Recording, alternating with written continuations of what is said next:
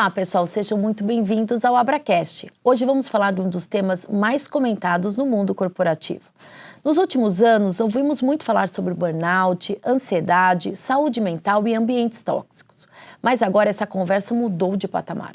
Com a atualização da NR1 e a inclusão dos riscos psicossociais na gestão das organizações, aquilo que antes era visto apenas como um tema comportamental passou a ser também uma questão de gestão, governança e responsabilidade empresarial. E para nos ajudar a entender o que está mudando nas organizações e como as lideranças precisam se preparar para essa nova realidade, recebemos hoje uma das referências no tema no Brasil. Nossa convidada é psicóloga organizacional, fundadora do Instituto Internacional de Segurança Psicológica, autora do livro Livre para Falar e uma das pioneiras na disseminação desse conceito no país. Ela é Patrícia Ansará. Patrícia, seja muito bem-vinda ao Abracast. Prazer estar aqui, imagina, prazer imenso estar aqui contribuindo. E eu conheci a Patrícia até num dos eventos, na verdade a Patrícia, eu conheci o Instituto Internacional de Segurança Psicológica, que eu não sabia que tinha um Instituto Internacional, Patrícia, e aí eu fui num dos eventos o ano passado e falei, nossa, que legal, né? E assim, vou atrás e quero Patrícia aqui para a gente bater esse papo. E aí eu fui, né? Vocês têm uma série de trabalhos que eu gostaria que você conversasse aqui com a gente. Mas eu vi que você também passou muitos anos no RH, né? E se tornou uma referência no tema. O que aconteceu na sua trajetória que fez você enxergar que esse assunto precisava de mais protagonismo? Só tanta coisa. Bom, obrigada pelo convite. Muito bacana a gente estar falando sobre esse tema que é tão urgente, né? Tão importante.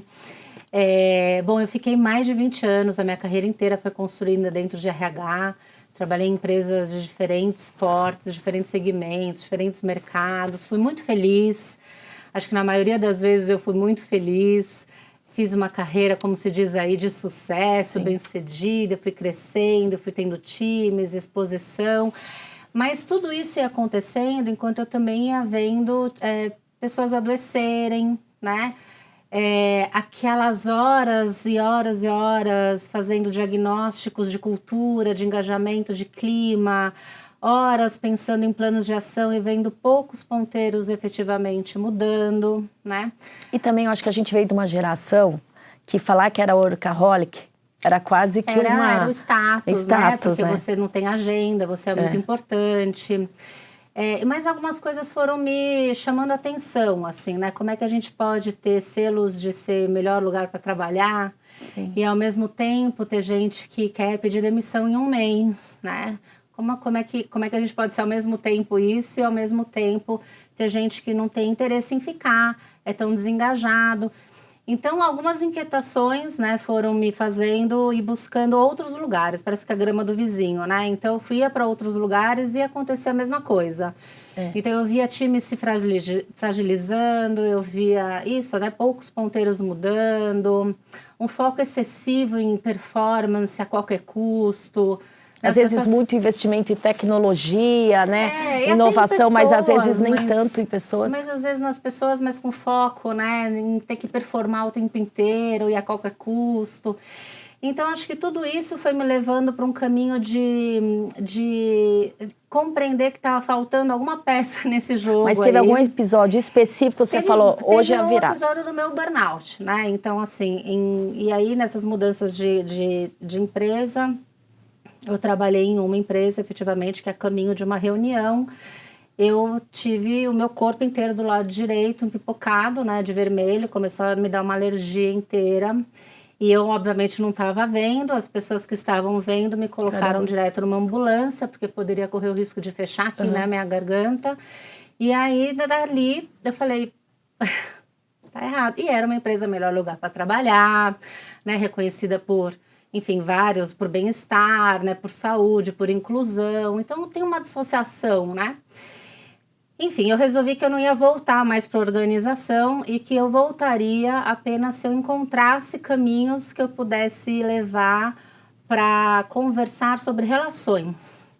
Tá? Então, eu fui atrás de métodos de abordagens, de metodologias, fui estudar, fui conhecer, fui me formar em várias abordagens que a gente pudesse falar sobre os resultados a partir das relações. E isso está falando em que época? 2017. 2018 eu fiz todo esse caminho de busca. Nessa busca eu fui encontrando pessoas incríveis e em 2019 eu tropecei na segurança psicológica. Então foi muito antes de pandemia, né? Muito antes que o tema, né, virou moda, né? Nem falava sobre esse tema, né? E aí eu tropecei na segurança psicológica, fiz essa formação internacional com um engenheiro. Tinha eu e mais um monte de pessoas de RH, as pessoas de RH fazendo cursos. É que, né, isso é bem diferente, né? Formação com engenheiro sobre o tema, né? Isso, mas eu acho que isso é importante eu falar, porque assim, a segurança psicológica, ela não é do campo da psicologia. O que é segurança psicológica? Eu fiz essa segurança formação, até para quem está nos assistindo. Eu fiz essa formação e falei, eu quero trabalhar com isso o resto da minha vida. E aí eu entendi o que era segurança psicológica, entendi porque era um engenheiro que estava falando sobre isso, porque é um estudo de uma engenheira, professora da Universidade de Harvard, de mais de 25 anos atrás. Olha. Então também não é um tema novo, né? Que encontrou padrões de comportamento para times de alta performance. Então é isso, segurança psicológica é a forma como um time funciona para ser melhor junto. E é um estudo muito robusto de mais de 10 anos, feito por essa engenheira, professora doutora Amy Edmondson, é uma pesquisadora de Harvard, acadêmica, que tinha uma hipótese, que ela queria validar essa hipótese, e ela estudou 10 anos times multidisciplinares em ambientes hospitalares, e ela encontrou os padrões de funcionamento de times. E esse estudo dela ia, talvez, ficar no campo acadêmico para sempre, né? Só que em 2016, o Google teve um interesse em estudar profundamente a cultura interna e entender por que tinham pessoas mais felizes, mais engajadas e times mais de sucesso do que outros. E durante 3 anos eles estudaram seus times e tropeçaram nos estudos da professora Amy Edmondson. Pô, que legal essa história. E aí eles divulgaram os estudos deles no New York Times em 2016, 2017, foi para o mundo corporativo, 2019 eu fiz a certificação, 2020 pandemia. E aí, de repente, estava falando todo mundo de segurança psicológica, mas num campo de escuta, de acolhimento, de cuidado e não de performance de times que aprendem juntos e são melhores juntos, que é a pesquisa original. Então, eu encontrei, na verdade, na segurança psicológica o que eu precisava para ajudar os times a serem melhores juntos, que tem a ver com padrões de comportamento.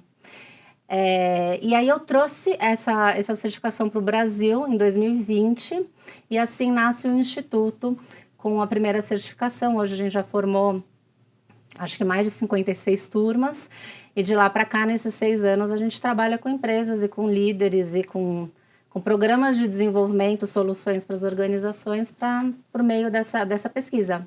E como foi quando você começou a abordar esse tema aqui no Brasil lá atrás, né? Quando a abordagem das empresas, como que eles receberam de falar, olha, vamos tratar e aceitar que precisava ser um tema que tinha que estar na pauta deles? Olha, eu imagino que o fato da pandemia ter chegado ajudou. O fato, porque aí já era uma necessidade, né? Não era mais algo bom para se ter, era uma necessidade. O fato de ser algo muito novo também, né? Aqui no Brasil. Então isso foi favorecendo. A pandemia começou a trazer mais esse assunto em pauta, é verdade. Qual é o dificultador? É que ainda as pessoas associam com o campo da psicologia. Então, natural, essa surpresa que você teve é muito natural as pessoas terem, porque todo mundo fala sobre o tema, mas o estudo dele, a base dele é de uma engenheira de mais de 25 anos atrás, né, que fez essa pesquisa. Inclusive, tem um vídeo dela agradecendo o Google, né, porque para ela, a pesquisa dela ia ficar guardada, no campo acadêmico, né, e por conta do Google, ganhou aí mercados corporativos, enfim, e hoje ela já é uma das maiores pensadoras do mundo de gestão de negócios aí. E aí, então acho que esse é um dos mitos, né? Que acaba sendo, né, você está desmistificando, né? E às vezes eu vejo que as pessoas às vezes associam que segurança psicológica é trabalhar num ambiente, né, confortável. Qual a diferença, às vezes, a diferença do confortável de um seguro? A segurança psicológica, a definição é uma crença compartilhada, entre os membros de um time, de que quando esse time trabalha junto, ali é um espaço seguro para tomar riscos interpessoais, ou seja, para a gente se expor, né? Então, tudo que tem a ver com a gente se expor diante de um grupo no interpessoal, diante de outras medo, pessoas, né, da gente... acessa a vulnerabilidade, né? Então, já não é confortável por conta disso, né? Então, a gente está falando da gente entrar em conversas desconfortáveis para o crescimento daquele time, para a gente ter outras ideias e repensar modelos e agendas e priorização de tarefas e responsabilidades. Que é normal, né? Quando a gente está em uma reunião, não precisa todo mundo concordar de algo, né? Você discorda, debate, mas é importante não ter o medo de falar, né? Porque senão, às vezes, cria aquela falsa harmonia. A harmonia falsa, que tá todo mundo, às vezes, achando que tá tudo bem. Às vezes faz até pesquisa de clima organizacional. Tá tudo bem, mas na verdade as pessoas têm medo para responder. Como que você vê isso? Nos nossos trabalhos ultimamente, assim, é muito comum quando a gente trabalha dentro de uma organização com muito foco, né, no modelo, e a gente mede, né, o nível de segurança psicológica antes, mede o nível de segurança psicológica depois, contrapõe com indicadores de performance. É mais comum do que se imagina a pesquisa de engajamento ou de clima de alguns times que focaram nisso piorar. E aí depois as pessoas têm que saber conversar sobre por que piorou, né? Porque tá sempre 95%, 98%, 78%, de repente 69%, né? Então, essa associação de que, olha, efetivamente a gente agora... Não é que o clima piorou, na verdade as pessoas tiveram se sentiram mais seguras de falar... Então, acho que tem outros mitos aí, de que é um lugar de conforto, de acolhimento, de escuta, de abraço de chale, de sem pressão, de tolerância. Não é, né? É um lugar para a gente encontrar desconforto para crescimento e de que é um lugar seguro. Não é um lugar seguro. Segurança psicológica, a gente fala muito assim, criar um espaço seguro, ambiente seguro, e a gente está falando justamente... O contrário, a gente está falando de criar um espaço para a gente arriscar. E quando a gente fala de segurança, a gente está falando de um lugar em que a gente não precisa se arriscar, né? Segurança física, segurança que ninguém mexe, segurança de que aqui tá bom, é justamente no nosso automático, nossa compreensão é de que melhor não mexer porque tá dando, né? Tá seguro. E a segurança psicológica, ela pede uma inversão dessa lógica nossa, né, de buscar sempre por segurança e buscar o arriscar, né? Então, é o contrário de ser um lugar seguro, mas sim um lugar seguro para tomar riscos interpessoais. Então, seguro para a gente se arriscar sem saber se vai dar bom. Aliás, fala assim, a atualização da NR1, que entrou em vigor agora, né, dia 26/5, né? Ela colocou os riscos psicossociais, né, na pauta, né? Na prática, o que seriam esses riscos psicossociais? Bom, na prática, alguns exemplos? Carga de trabalho excessiva, sem pausas, por exemplo, né? Então, que causam um desgaste mental, físico. Porque às vezes associa só um burnout, às vezes só um assédio, mas tem outras coisas, né? Sim, porque o burnout, ele é uma doença associada, né? Então, assim, o que seriam os riscos, né? Que as empresas precisam agora estar atentas. Assédio também é um risco, né? Mas entra até num campo de crimes, né? Assédio é outro tipo. Então, acho que é um pouco mais delicado, nem tudo é assédio, né? Acho que isso é importante dizer, o que se caracteriza como assédio, né? Que aí, então, vira crime, então acho que um pouco disso. Falta de feedback, né? Então, que te gera uma insegurança, você não saber como é que você está indo, para onde você vai, se você está indo certo, está indo errado, precisa melhorar o quê, e aí, né, vai te causando algum nível de insegurança, falta de clareza de papéis e responsabilidades, que de alguma forma pode trazer áreas muito cinzentas, ambientes ambíguos, né, então cada um indo para o lado, e aí não tem uma gestão, né, de orientação, de desenvolvimento, então isso vai causando insegurança. super excesso de valorização dos seus talentos sem te dar uma pausa, ou te sobrecarregando e não redistribuindo tarefas com outras pessoas, ao mesmo tempo que eu te sobrecarrego porque eu confio em você. Eu sou da época que falava que se você quer que o trabalho seja feito, entregue para aquele que está mais ocupado, né? Isso. Assim, mas só que também... Então, eu superestimo você e subestimo os outros, e aí também né? você fica... Né, às vezes é complicado, dependendo de quem pede, você falar não, mas, por outro lado, as 24 horas deixam de ser... Então, isso já entrou como fator né? de risco, né? Porque eu vou te causando um estado de exaustão, de estresse crônico contínuo ali, de atenção, né? E, ao mesmo tempo, eu estou subestimando, né, o potencial e a capacidade de outras pessoas. E você falou de alguns pontos, por exemplo, feedback e tal, isso fala muito da comunicação, né? E essa é a lindeza, na verdade, porque a norma, ela não é nova, né? Então, a norma, ela já existe há muitos anos, ela foi só atualizada, ela entra numa mesma norma de gestão de riscos, de outros fatores, riscos de estar exposto a componentes biológicos e químicos, riscos a estar exposto em um trabalho de risco físico, né? Então, altura, ou mineradora, ou enfim, que aí entraram os EPIs, entraram a ergonomia, entraram uma gestão de riscos por periculosidade. Então, nessa mesma norma, ela foi atualizada por uma questão de que o trabalho, a relação com o trabalho mudou, né? Ele já não é mais processual, ele é relacional. Então, entende-se que hoje também há riscos psicossociais que podem ser desencadeadores de algum tipo de doença ou sofrimento a partir de como o trabalho ele é organizado, né? Então, acho que essa é um grande ganho para o trabalhador, assim. Sim, e o assunto passou a estar em pauta na agenda das discussões, assim, do dia a dia do trabalho, né? Porque, às vezes, quando a gente passa as reuniões de trabalho, muitos assuntos técnicos ou financeiros e muitas vezes não tem a pauta pessoas. Então, já é um ganho muito positivo disso trazer em pauta e se fala muito, né? Mas o que eu vejo, às vezes, movimentos de empresa que estão preocupados de fazer um diagnóstico apenas, né? E ali fica, né? O diagnóstico que parece que está cumprindo tabela, mera burocracia, né? Quais são os principais erros que você tem observado nas empresas de falar, ó, não é só isso, hein? Sim. Tem outras coisas além. Parar no diagnóstico é um erro. Você que veio da área, né, de auditoria, enfim, sabe que isso pode dar uma falsa conformidade, né? Então, eu pego lá um diagnóstico, pego um mapeamento, mas não vejo nada acontecer. Então, isso pode...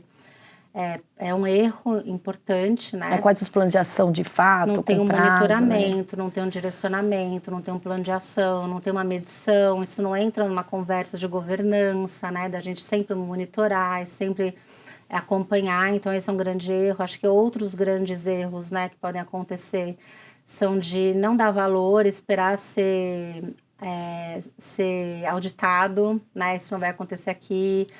Não se preparar para isso, né? Não compreender que isso faz parte de repensar a forma de organização de trabalho mesmo, e esperar agir somente quando tiver alguma doença. A gente sabe que a doença não acontece naquele momento, né? Sim. Ela desencadeia, ela começa antes. Às vezes a gente tem um pico, como aconteceu com você naquele pico, mas isso já é um começou acúmulo muito antes. muito tempo antes. Então, acho que empresas ou líderes, né, ali na frente, nas discussões que estiverem esperando o evento acontecer, né, para então tomar alguma atitude, vão sair perdendo, né, porque isso já começou muito antes.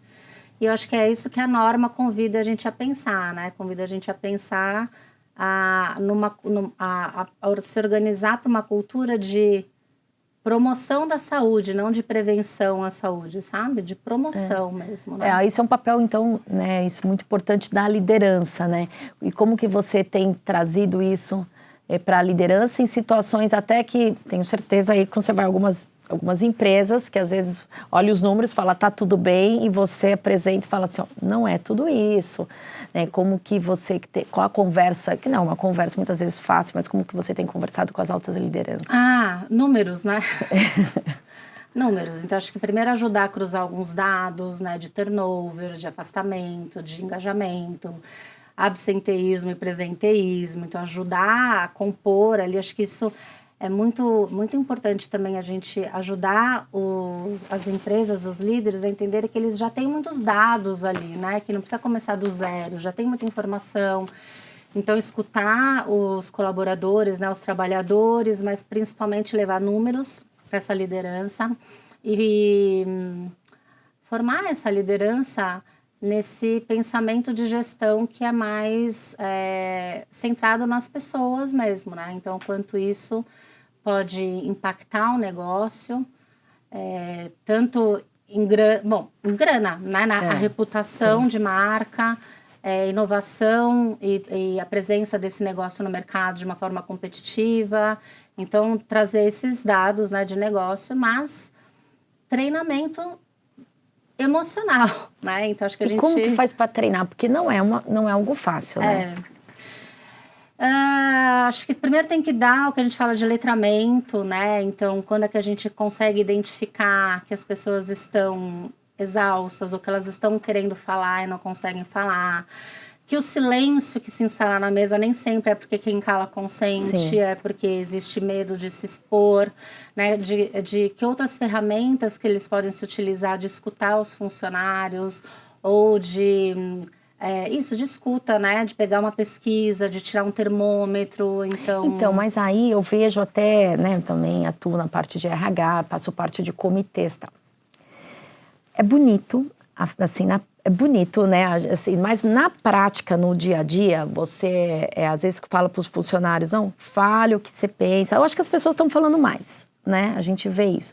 Mas existe ainda um pouco aquele medo, somente em empresas que são menores, fala assim, dependendo do que eu responder, vão identificar que fui eu e você perseguida. Sim, porque os canais de denúncia, né, dependendo por quem faz a gestão, acaba que de alguma forma trouxe um histórico aí, né, de não ter sido ou efetivamente muito sigiloso, né, então tem uma questão assim. Eu acho que é um trabalho também que tem que trabalhar a liderança para receber isso como um ponto de aprimoramento, né, de transformação, e não meramente de crítica. E eu acho que, de alguma forma, a liderança está mais disponível, né? Está mais aberta. O namoro é na dor, né? Vai ter que ser agora. Vai ter que ser, porque, olha, assim como fez o governo, né? O governo entendeu que os custos para o INSS estão absurdo por afastamento, né? Por conta de doenças relacionadas ao trabalho. Então, está aumentando o custo público muito exponencialmente, onde, na verdade, a gente passa mais tempo dentro do trabalho. Então, o que o governo... Olha, eu adoraria, de verdade, te dizer que as pessoas acordaram humanizadas, né? De um dia para o outro e falaram, agora a gente precisa cuidar de todos nós. Mas a verdade é que custa muito para os cofres públicos, então o governo falou, essa conta as empresas vão precisar dividir, porque se as pessoas estão sendo afastadas por causas laborais, passam mais tempo dentro da empresa, então essa responsabilidade é tua também. Então, você vai dividir essa conta comigo. Então, esses são os números que a gente precisa levar para as empresas, além dos possíveis impactos em inovação, né? Então, isso que eu ia falar, possível inovar sem o medo de errar. E também com a IA, existe muita... Quando começa a implementar muito inteligência artificial, ferramentas de inovação, fica um pouco de medo das pessoas. Por que está tendo esse movimento? Será que eles estão querendo reduzir a área... ou vou ser demitido? Você tem notado que isso está gerando um pouco de insegurança? Geral, né? Geral. Acho que por falta de clareza, a gente nunca teve num cenário em que a gente não consegue olhar para frente 5 anos, né? Então tem essa falta de essa insegurança de como que vai ser o trabalho no futuro, por desconhecimento mesmo, mas tem também a falta de conversa sobre isso. Aí entra a segurança psicológica, tá? Então acho que é importante separar.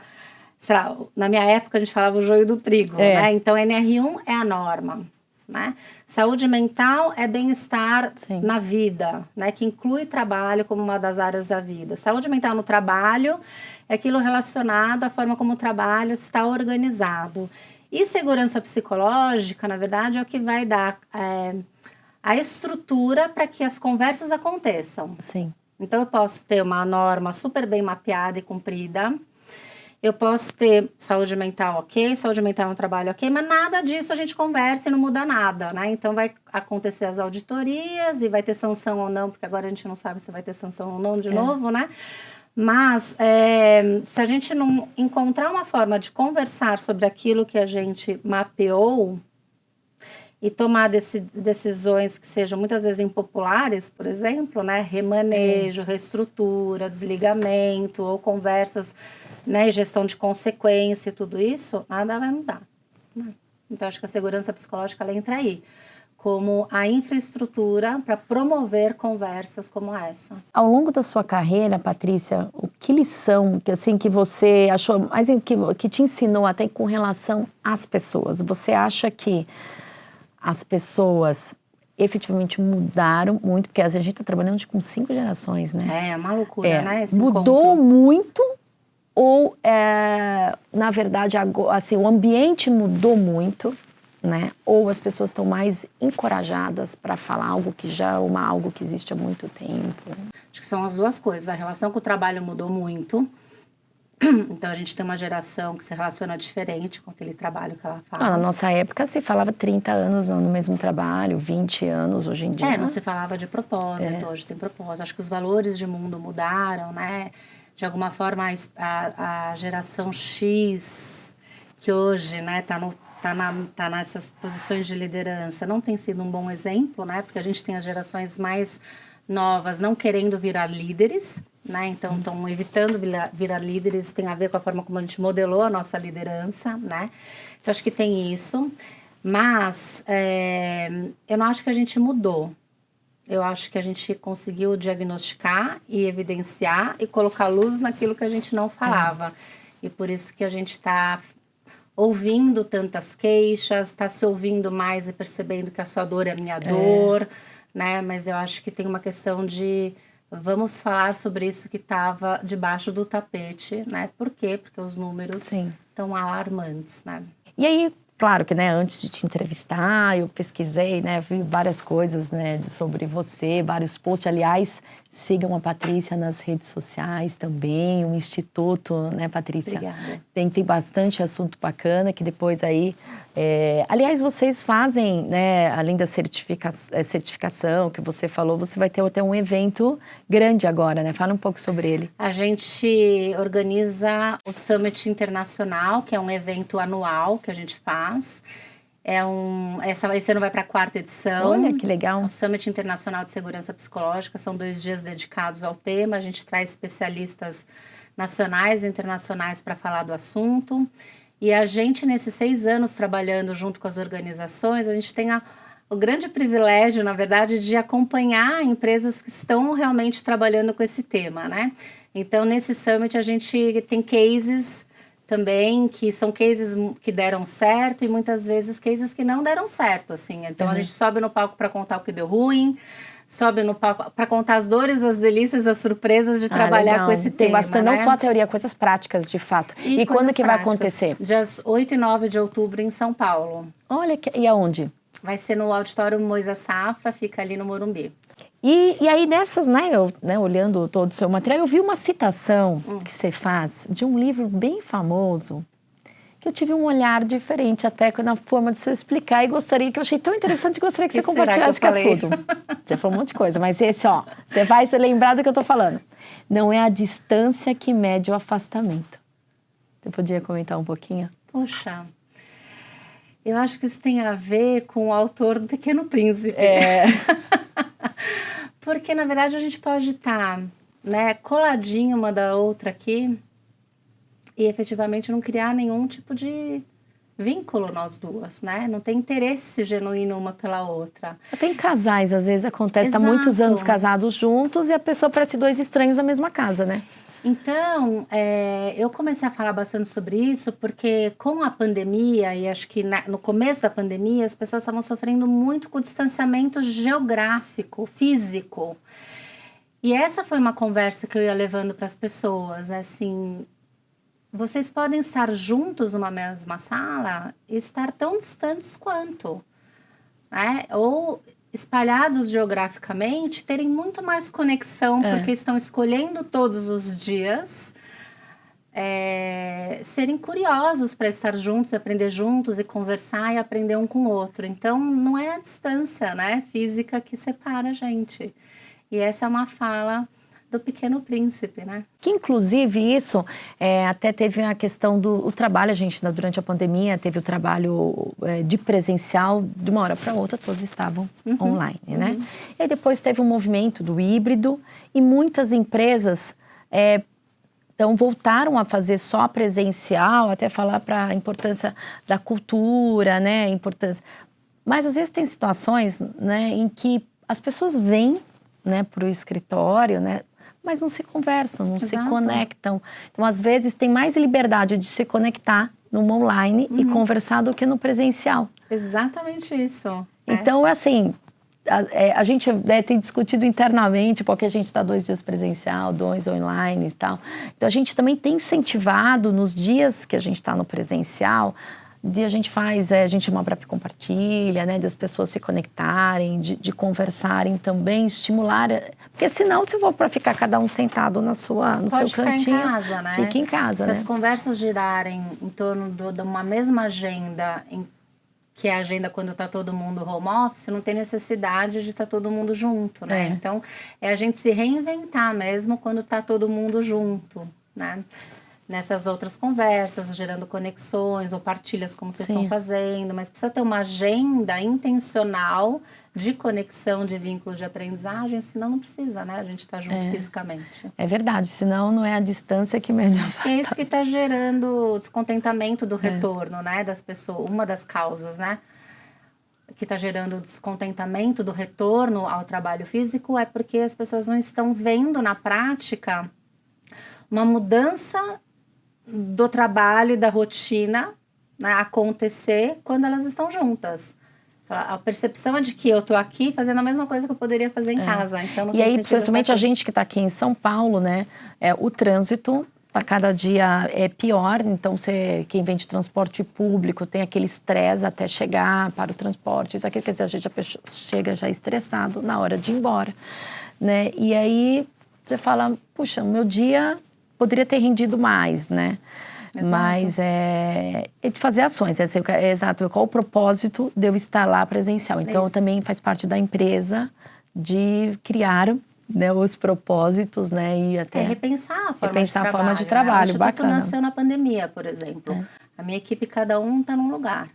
Então, quando a gente se propõe para estar junto, a gente precisa... Antes a gente se organiza, o que a gente vai fazer nesses 3 dias que a gente vai estar juntas, né? Porque vem gente de cidades diferentes. Então, a gente repensa. Se a gente entende que não tem necessidade, porque, na verdade, você está com uma demanda que você vai precisar muito trabalhar focada nessa demanda, então a gente muda, não precisa vir, né? Senão você vai vir e vai ficar fazendo a mesma coisa que você faz em casa, né? Então, acho que é um pouco disso. E aí a gente comentou do livro do Primeiro Príncipe, mas você também tem o seu livro, né? Que é o Livre para Falar, né? Já deixei na... em 2013. Fala um pouquinho sobre ele e o que te motivou, né? Assim, fruto do seu trabalho, né? Mas comenta um pouco. Obrigada.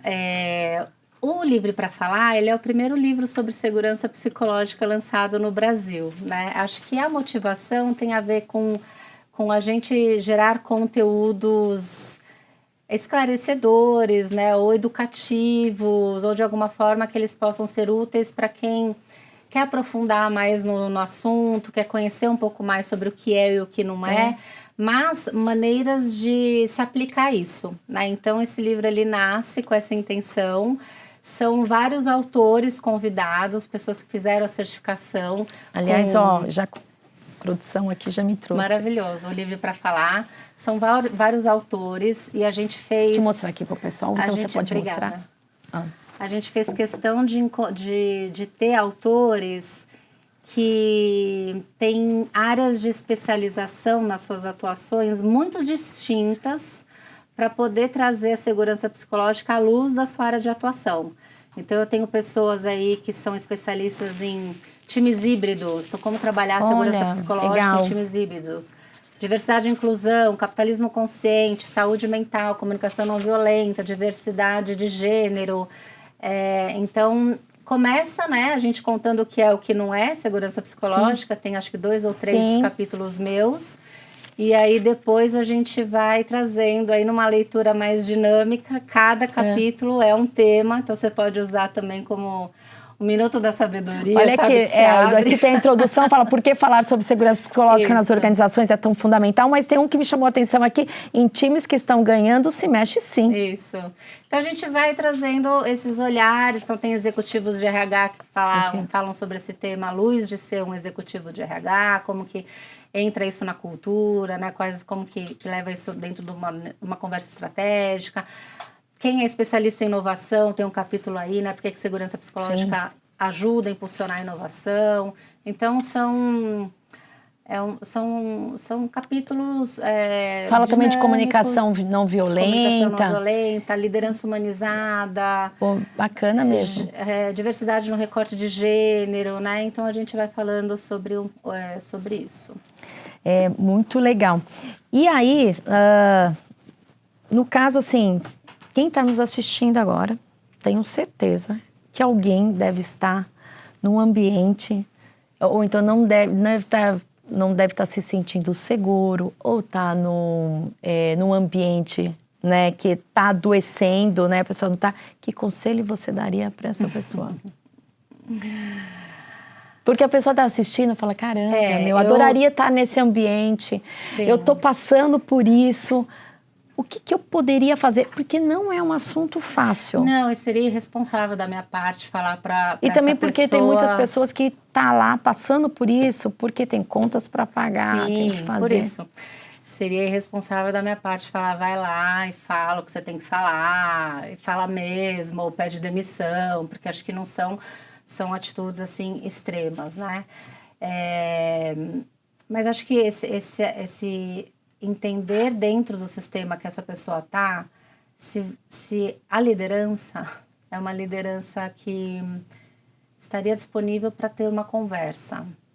Porque tem líderes que estão fechados com medo de não saber lidar com o que vem, porque não tem recurso interno para isso, não experimentou isso, né? Então não sabe fazer. E tem líder que não quer. Então, acho que a gente tem que entender se é uma liderança que não está fazendo porque não tem recurso, não tem conhecimento, não sabe, mas tem interesse, curiosidade, né, e está disponível e está aberto, ou se não quer. Se você tiver a sorte de ter uma liderança que, de alguma forma, busca o seu desenvolvimento e tem desejo, né, conversa com essa liderança, ou junta com mais 2 ou 3, né, e vai encontrar uma forma de apoio.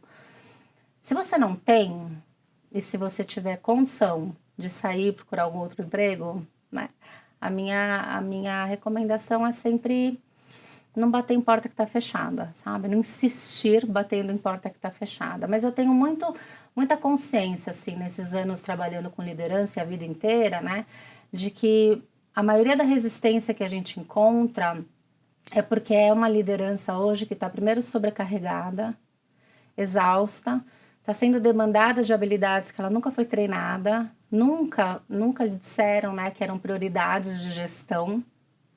Então, não sabe fazer. E para essa liderança, o conselho para essa liderança que está passando por isso? Que o mundo hoje é relacional, né? Então, busque conhecimento no campo do comportamento. Acho que é isso que vai prevalecer, não é o seu conhecimento técnico, mas que vai prevalecer. Super bacana. Eu acho que você deu 2 recados muito importantes aí, né, para os 2 lados, né? E sempre voltado, você vê, gira, comunicação, comportamento, relação, conexões, né? Patrícia, que papo delicioso, muito gostoso, atual, importante. Eu acho que a gente, né, de ter essa conversa necessário, muitas empresas estão passando por isso. Sim. Agradeço demais por você ter vindo. Obrigada pelo convite, delícia estar aqui. Ai, muito bom. Pessoal, agradeço, né, para todos vocês que estiveram aqui conosco. É um episódio importante, esse daí, necessário essa pauta. Então, compartilhem com, né, quem ainda não está fazendo isso nas suas empresas. Muitos já estão, mas alguns não estão se preocupando. Ou se alguém está passando por esse problema de alguma empresa, então tem muitas dicas aí. E fiquem ligados, porque a gente tem muito mais episódios. E até mais.